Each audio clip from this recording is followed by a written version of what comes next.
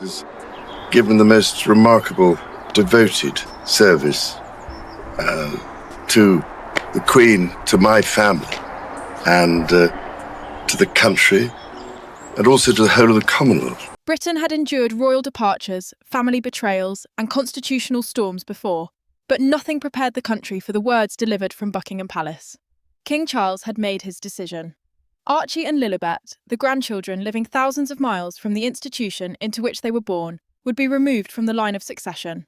It was not a warning, a negotiation, or a temporary measure. It was a final act carrying consequences across 2 continents. Before we go deeper into what this really means for the royal family, make sure to subscribe so you don't miss a single update. Charles sat behind his desk and read the final wording twice. The announcement would end Archie and Lilibet's constitutional place within the crown. The line of succession, the legal order deciding who may inherit the throne, was more than a ceremonial list. It carried royal identity and national continuity. Removing 2 children meant breaking a bond established at birth, and the king knew Britain would not see this as paperwork alone. The monarch kept one hand on the document while an aide waited. Charles knew the words would wound his son, yet he believed succession could not survive as an empty inheritance. After reading the phrase, future service to the crown, again, he raised his eyes and said, "Release it." The wording referred to responsibility and exposed his argument. Constitutional privilege had to carry service. Harry received the message at home and assumed there had been a mistake. He read Archie's name, then Lilibet's, and his face changed. Meghan asked what had happened, but he lowered the phone. She repeated the question and watched his shock harden into anger as he told her both children had been removed. This was not reform. It was a judgment placed upon 2 young lives. William faced the same words inside a palace room. The future king accepted an advance copy, paused at Lilibet's name, then folded the paper. He asked whether Harry had been informed. An aide confirmed that a message had been sent, but the prince heard something colder beneath the answer. A constitutional review, an official examination of royal rules and consequences, had brought advisors and officials behind closed doors. The decision had been prepared long before the public heard it. Now attention shifted from palace machinery to the people carrying its cost across the nation. A grandfather who had chosen duty, an estranged son staring at betrayal, a mother fighting anger, and 2 children too young to understand what had disappeared from their future. Behind the constitutional language were 4 lives bound by blood, distance, resentment, and a family wound that had never truly closed. To the public, Archie and Lilibet were names printed beneath princes and princesses in the order of succession. To Harry, they were his children. To Meghan, they represented a future she had fought to protect. And to Charles, they were grandchildren he barely knew, living reminders of a son who had walked away. The announcement was constitutional in form, but its true force landed inside a fractured family, where every title concealed a private ache. Harry entered the children's room carrying a silence heavier than anger. Archie sat absorbed in a book while Lilibet played nearby, unaware that strangers across Britain were already debating their future. The Duke watched them for several moments without speaking. His eldest son had been born, while he and Meghan were still working members of the monarchy, meaning they represented the crown through official duties and public service. From birth, Archie had carried expectations linked to the House of Windsor, the royal family's historic dynasty. Now those expectations had been removed without him understanding they had ever existed. Lilibet's place carried a different kind of pain. She had been born after the Sussexes' departure, far from palace life. Yet her name connected her directly to Queen Elizabeth II, whose private childhood nickname had carried deep meaning within the family. Meghan understood that connection. She also understood how quickly royal affection could be separated from royal authority. Meghan asked whether Charles had called before the statement was issued. Harry shook his head and admitted that only a formal message had arrived. Her sadness hardened immediately. She said the king had discussed Archie and Lilibet like entries on a constitutional list, rather than grandchildren with feelings, identities, and futures. He did not defend his father. He looked back toward the children and said the worst part was knowing they would one day discover exactly how the decision had been announced. Charles had wrestled with that same fear. The monarch had repeatedly questioned whether keeping the children in the line of succession would preserve family unity or create deeper confusion around 2 young people being raised entirely outside royal service. The order of succession was not simply a ranking of relatives. It was the official sequence determining who could inherit the throne. To him, allowing that position to remain without any connection to duty risked turning responsibility into symbolism alone. William's part remained hidden.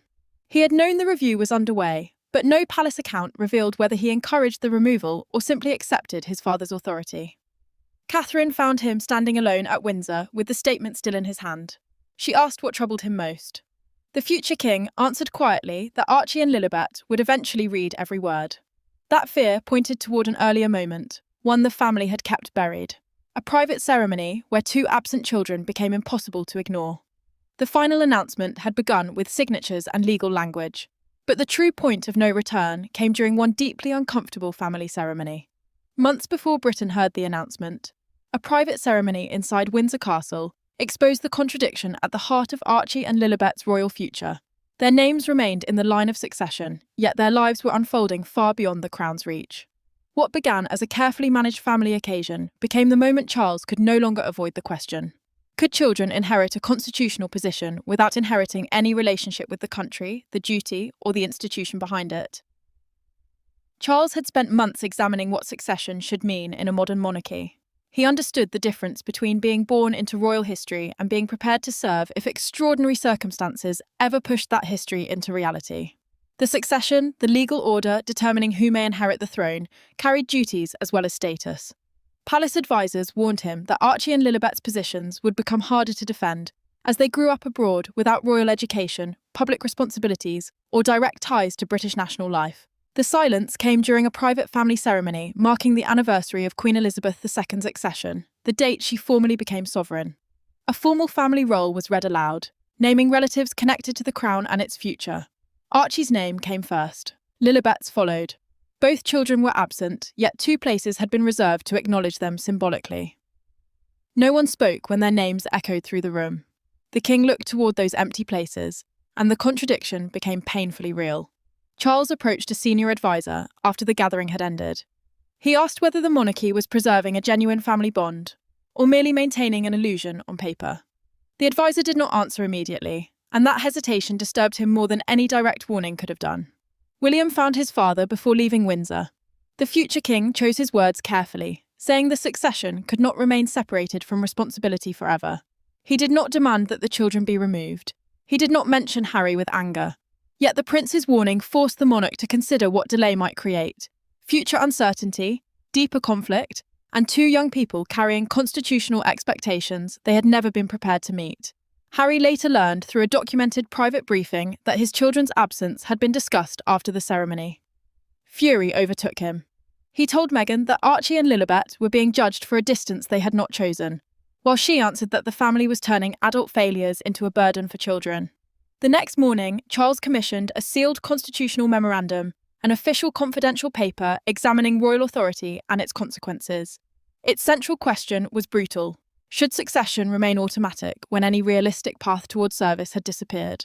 When Harry discovered that the review began immediately after Windsor, he demanded to face his father without advisors standing between them.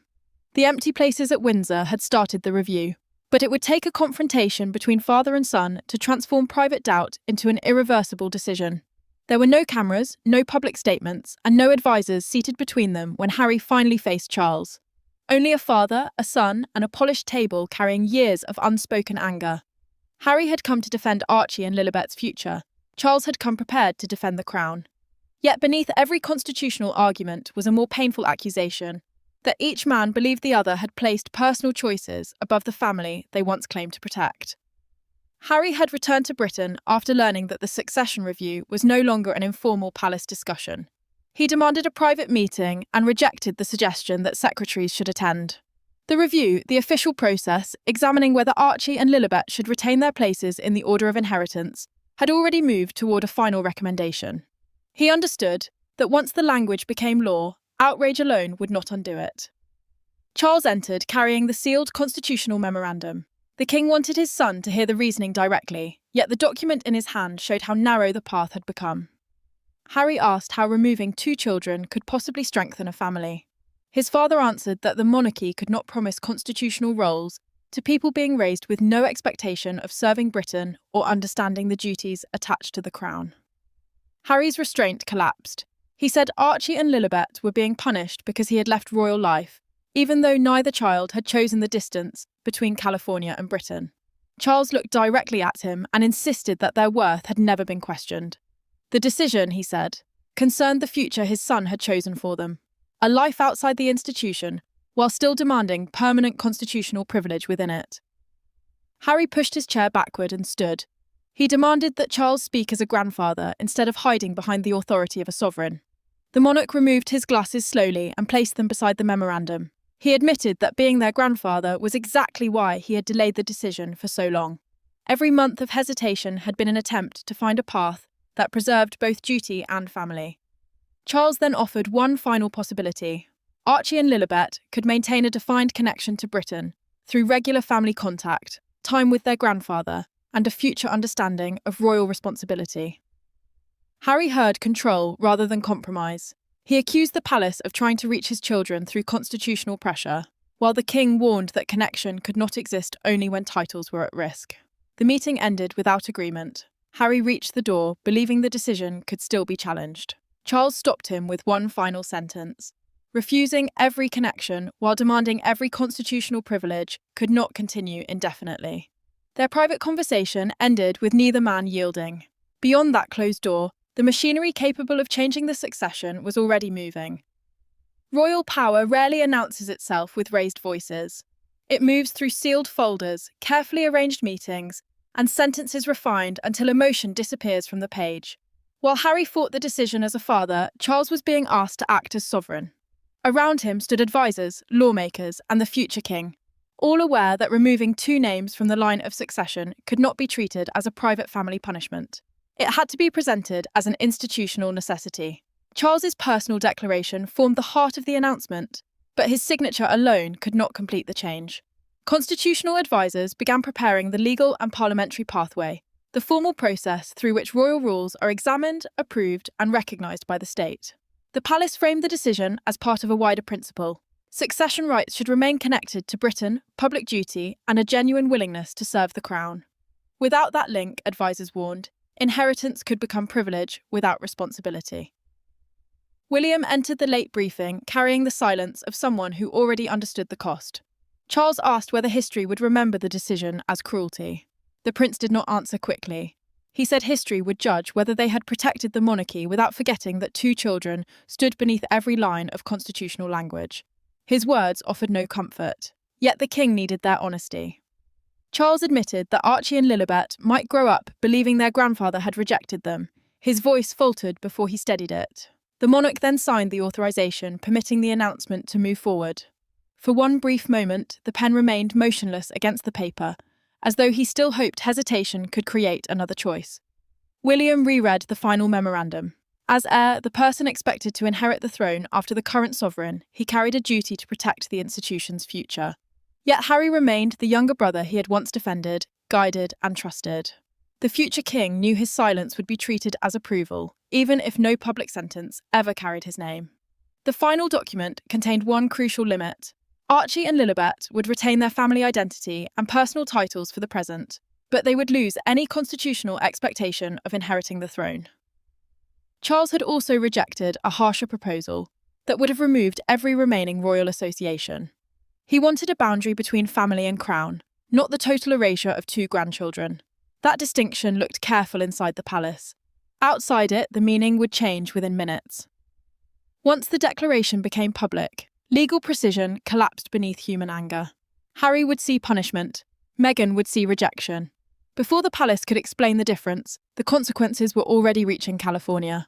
Charles believed he had drawn a careful line between family and crown, but when the decision crossed the Atlantic, that line vanished beneath an immediate wave of fury and grief.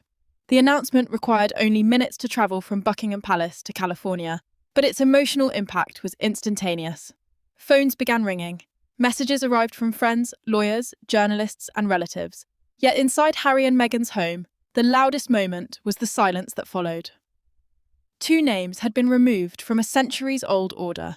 Suddenly, every sacrifice the couple had defended was being weighed against what their children had lost without ever being asked. Meghan refreshed the palace website and watched the official page change. Archie and Lilibet's names had disappeared from the succession list, the public record showing the legal order in which members of the royal family could inherit the throne. That empty space was the first visible proof that the declaration was no longer just words. She stared at it, closed the laptop firmly, and told Harry that the family had turned blood into something conditional. Harry's advisors called within minutes. They warned him that attacking the decision publicly could deepen the feud and make reconciliation almost impossible. Silence carried its own danger. If he said nothing, the palace explanation could define the children's future and leave the world believing their removal had been accepted without protest. The Duke listened, but every option sounded like surrender. Harry blamed himself.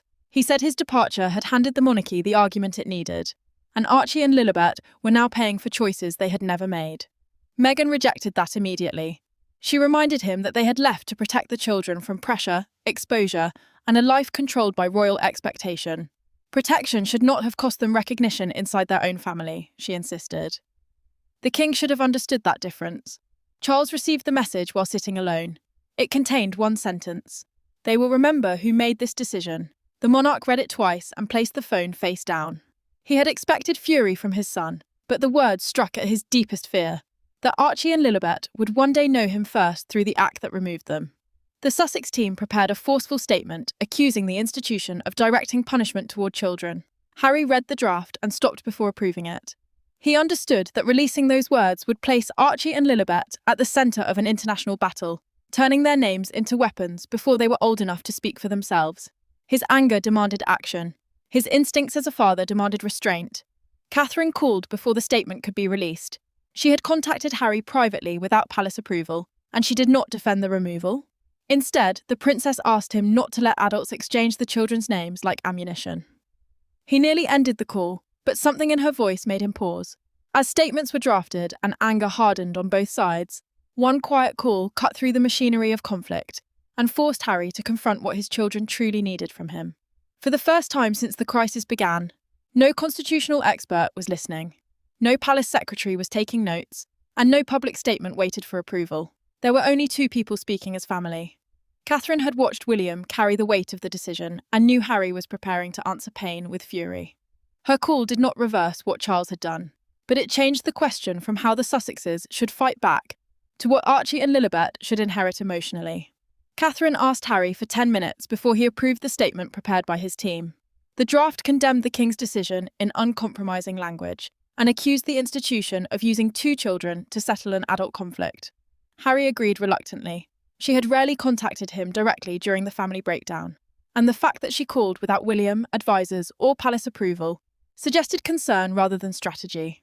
Harry remained guarded as the princess began. She told him that Archie and Lilibet would one day search their own names and discover every accusation exchanged during the crisis. The children would read headlines, statements, and bitter words long after the adults had forgotten the anger behind them. She asked whether he wanted their first understanding of this moment to be shaped by their father's fury.